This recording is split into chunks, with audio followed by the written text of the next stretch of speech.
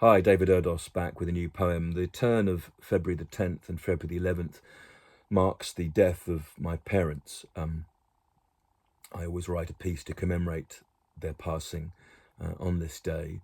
My mother died 13 years ago to the hour at which I record this, and my father 31 years ago. So there is a strange symmetry already in the numbers and in the fact that two people who were separated for so long were uniquely joined in passing.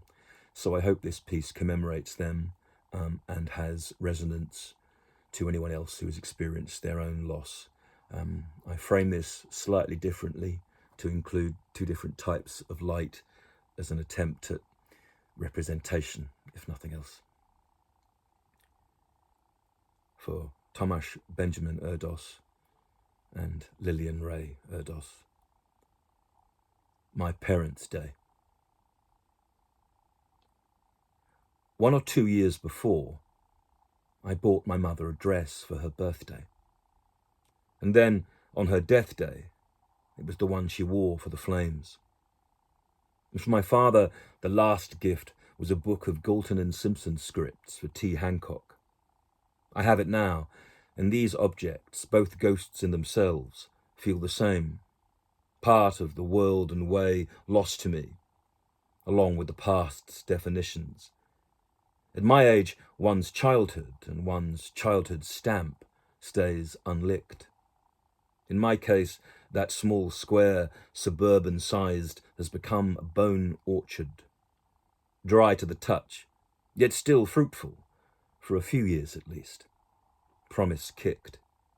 And yet still trying somehow to resist the shape that ensnares us, as it did for my parents on this very day, some years back. It is possibly enough now, Mum might add, wishing me ever onward. And yet I remain loyal while lonely, and if the dead do lose interest, as I have heard, in the fragile flesh of the living, then in these hours, and in rue and rhyme, I keep track. For this is my sacrament to the already speeding signals that spurred me, and who after 13 and 31 years departed, did so by showing that after separations like this, fate can join the failing flesh of aged men to the family skin, which seemed sweeter, but which at this time has soured, as what religion we had takes the coin from the rising cost of more dead, when set against moral value. Politically we're assaulted, and the days do not govern, but decide to drag us faster now, to the end. So, in retrospect and in grief, their absence in part makes me grateful, and that in not being elderly they won't suffer, as they have found some finer space to source friends. I hold out my hands to the air, but the air, of course, cannot touch me. The air is ghost static, full with the scent of both dream and dimension and the other fragile barriers we defend. I sit and stare out at some strange sea, on which I imagine them now, moving further. My mother wears the light lime green dress I provided, and accompanies my dad, who laughs and reads. Both pretend. And yet I cast these thoughts to those waves, and type this poem postcard into the screen. Will they see it? The disturbance made on our surface are not the ripples they crest or extend. I used to watch my dad swim a mile.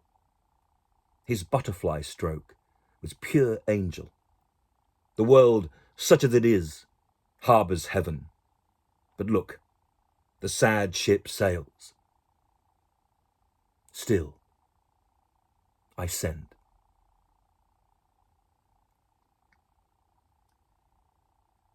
For Tomasz Benjamin Erdos, the 26th of July 1938 to the 11th of February 1994, and for Lillian Ray Erdos, the 28th of December 1938 to the 10th of February 2012. Rest in peace.